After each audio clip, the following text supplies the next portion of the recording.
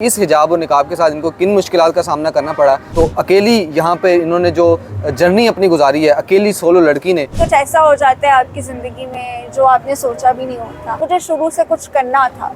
लड़के किस तरीके से आप बता रही थी कि लड़कियों के साथ खेलते हैं, वो सारे मामलात क्या हैं? लड़की को हमेशा से क्लियर होना चाहिए कि जो बंदा आपको रिलेशनशिप के लिए कह रहा है ना, वो बंदा ही नहीं है सही आपके लिए। आप कहते हो कि नहीं हम पहले मिलते हैं, पहले कुछ अर्सा देखते हैं, तो वो वही हो गया ना जो यूरोप में हो रहा है। अब जब आप मिली वैसे रिलेशनशिप बनाने के लिए रहे हो कि अच्छा कभी हमें लगा तो हम ठीक है कर लेंगे, शादी में इसको कन्वर्ट कर लेंगे। कोई भी आपको मर्द दोस्ती के लिए कहता है तो प्लीज पागल मत बने। मर्द और औरत के दरमियान कोई दोस्ती नहीं होती। आपके हिजाब, आपके अबाए ने कहीं आपको लगा कि यार ये तो मुश्किल हो रहा है? अल्लाह ताला ने ये तौफीक दी हुई, अभी तक कर रही हूँ और इंशाल्लाह आगे भी करती रहूँगी। कितनी अपॉर्चुनिटीज़ मिस कर चुकी हैं इसकी वजह से? बहुत सी। बिस्मिल्लाहिर्रहमानिर्रहीम। आप देख रहे हैं नेओ डिजिटल। मैं हूँ फरहान ज़फ़र। इस वक्त मेरे साथ फ्रेम में दूसरी जानिब तहरीम काजी मौजूद हैं। इनको आप देख रहे होंगे, इस वक्त ये हिजाब और निकाब में मौजूद हैं। ये जब से इन्होंने होश संभाला है, ये आज तक जो है निकाब में ही रही हैं। बहुत से कम मेंबर्स हैं इनकी ज़िंदगी के, आप ये कह सकते हैं, जिन्होंने इनको बग़ैर हिजाब या निकाब के देखा हो। ये इनका ताल्लुक़ वादी सोन से है और ये जर्नलिस्ट बनने की ख्वाहिश जो है वो उनको उस वादी से निकाल कर लाहौर की रंग रंगीनियों में ले आई है, इतने बिज़ी शहर में ले आई है और यहाँ पे आकर इन्होंने गोल्ड मेडल हासिल किया। उसके साथ साथ अपनी अचीवमेंट जो हैं ये हमें अपनी ज़बानी खुद बताएंगी और इनसे ये भी जानने की कोशिश करेंगे कि जब ये लाहौर मूव करके आई हैं, जर्नलिज़म के शोबे में इन्होंने कदम रखा है, तो इस हिजाब और निकाब के साथ इनको किन मुश्किलात का सामना करना पड़ा।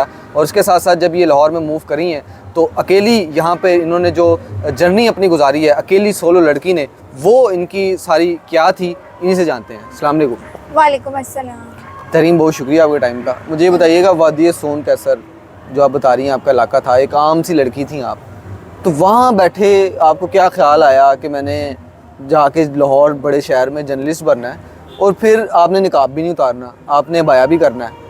ये सोचा था कि ये मुमकिन हो जाएगा? बेसिकली इंसान बहुत कुछ सोचता है जो कि ज़रूरी नहीं कि वैसा हो, लेकिन बहुत कुछ ऐसा हो जाता है आपकी ज़िंदगी में जो आपने सोचा भी नहीं होता। मेरी पैदाइश लाहौर की है, लेकिन पैदाइश के बाद हम लोग वादी सोन से कैसे शिफ्ट हो गए, जो कि हमारा आबाई गांव है। वहाँ पे मैंने अपनी स्कूलिंग की, कॉलेज लेवल तक पढ़ा। देन मैं सरगोदा मूव हो गई और फिर वहाँ पे मैंने बीएस किया, मैथ कम्युनिकेशन में गोल्ड मेडल लिया। देन द सेम डे जब मुझे मेरे गोल्ड मेडलिस्ट होने की ख़बर मिली, उससे पहले मुझे कॉल आ गई यहाँ से, लाहौर से। एक बड़ा मीडिया नेटवर्क है जहाँ पे अल्हम्दुलिल्लाह मैं काम कर रही हूँ एक अच्छी पोस्ट पे। सो यहाँ आके फिर मैंने एमफिल भी किया। तो ये सारी जो एक जर्नी थी, इसके पीछे जो एक स्पिरिट थी वो ये थी कि मुझे शुरू से कुछ करना था, मुझे कुछ बनना था। लाइक एक लगन होती है आपके अंदर और वो आपको खींच के ले आती है। तो मेरी भी ये लगन थी, फिर मेरे पेरेंट्स की दुआएं थी इसमें, उनकी मेहनत थी। तो आज मैं यहाँ पे हूँ। मीडिया तो एक आप ये कह लें कि बड़ा ओपन मीडिया आप कह लें कि उसमें आपको हर तरह की टास्क दिए जाते हैं, रिस्पॉन्सिबिलिटीज़ दी जाती हैं। तो आपके हिजाब, आपके अबाए ने कहीं आपको लगा कि यार ये तो मुश्किल हो रहा है, जो फील्ड मैंने चूज़ की हुई है उसमें ये रुकावट बन रही है, इसको उतार दूँ, इसको ख़त्म कर दूँ, ये कैसे कंटिन्यू रखा है? ये आपके इरादे पे डिपेंड करता है और अल्लाह ताला की तौफीक होती है, मुझे लगता है। अल्लाह ताला ने ये तौफीक दी हुई, अभी तक कर रही हूँ और इंशाल्लाह आगे भी करती रहूँगी। कितनी अपॉर्चुनिटीज़ मिस कर चुकी हैं इसकी वजह से? बहुत सी। उन्होंने कहा आप निकाब उतार दें तो? हाँ, लेकिन मैं बहुत सेटिस्फाइड हूँ क्योंकि मैंने जो एक कमिटमेंट अल्लाह के साथ की हुई है, मुझे लगता है कि अगर वो चल रही है, वो पूरी हो रही है, तो दुनियावी फ़ायदे लाखों में हों, करोड़ों में हों, कोई मानी नहीं रखते। तरीम, आप रिलेशनशिप पे बड़ी अच्छी बात कर रही थी ऑफ कैमरा हमारे से। मुझे ये बताइएगा, आजकल की जो यूथ है वो हमने देखा है कि पहले माँ बाप की सुन लेती थी, माँ बाप की रजामंदी से शादियाँ हुआ करती थी, लेकिन अब लड़के लड़कियाँ आल दो अपनी मर्ज़ी कर रहे हैं और चलें यहाँ तक भी समझ आती है कि चलें अपनी मर्ज़ी कर रहे हैं, लेकिन यहाँ तक भी हम देख रहे हैं कि वो इतने फ्रस्ट्रेटेड हो चुके हैं कि वो शादियाँ ही नहीं कर रहे। वो चाहे लड़कियाँ हों या लड़के हों, आप भी इस बारे में अपनी क्या राय रखती हैं? और आप बता रही थी कि आप हिजाब के साथ हैं, तो आपको आपका लाइफ पार्टनर, अगर आप जिस तरीके से बता रही थी, तो वो क्या खसूसियात होती हैं, लड़के किस तरीके से आप बता रही थी कि लड़कियों के साथ खेलते हैं, वो सारे मामलात क्या हैं? अच्छा, ये काफ़ी सारे सवाल इकट्ठे हो गए, तो मैं कोशिश करूंगी कि इनका जवाब दे सकूं आपको वन बाय वन।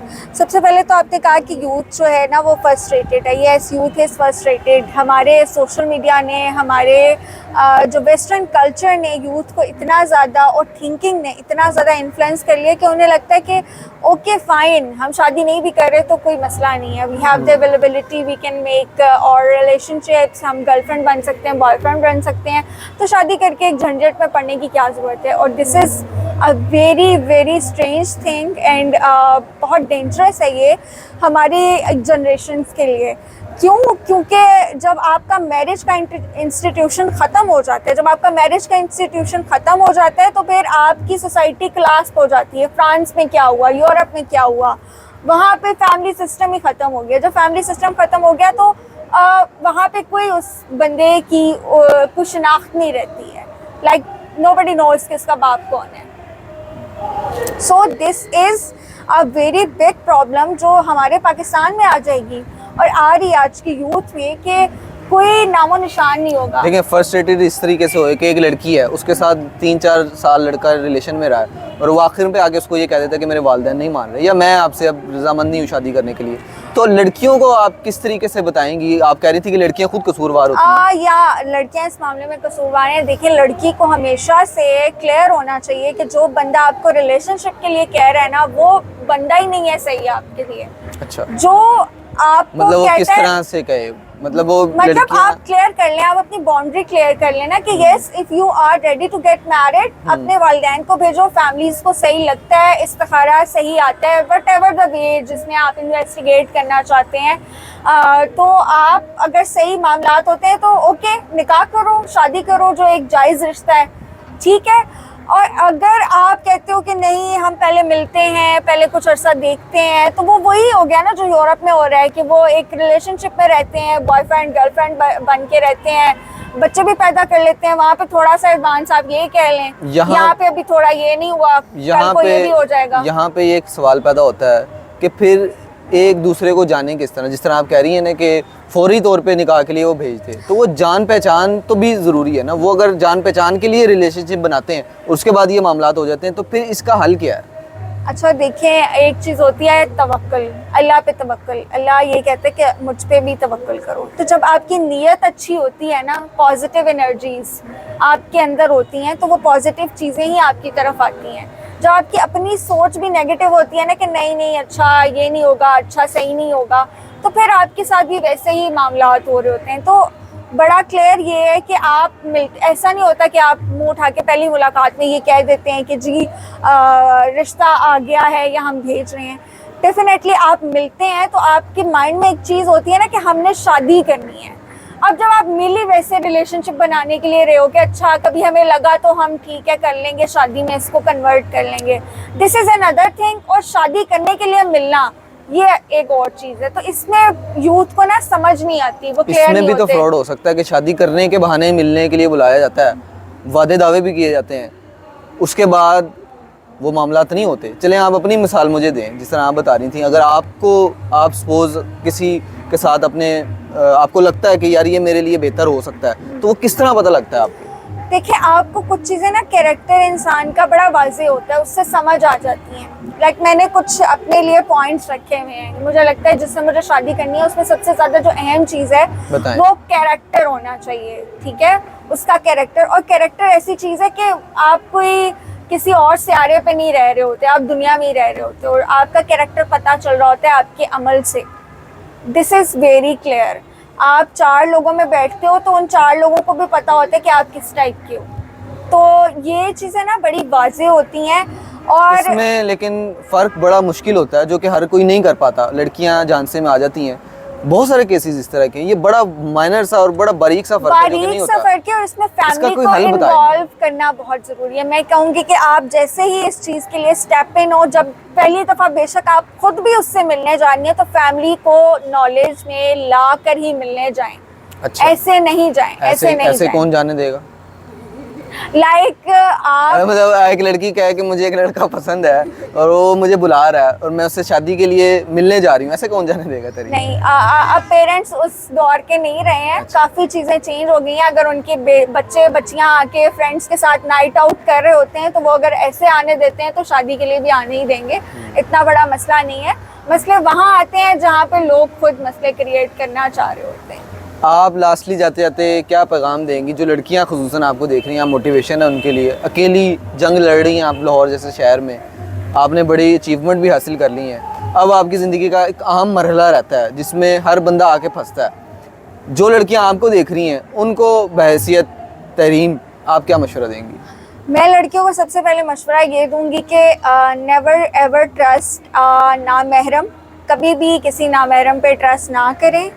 कोई भी आपको मर्द दोस्ती के लिए कहता है तो प्लीज़ पागल मत बने। मर्द और औरत के दरमियान कोई दोस्ती नहीं होती। It's my observation, it's my belief.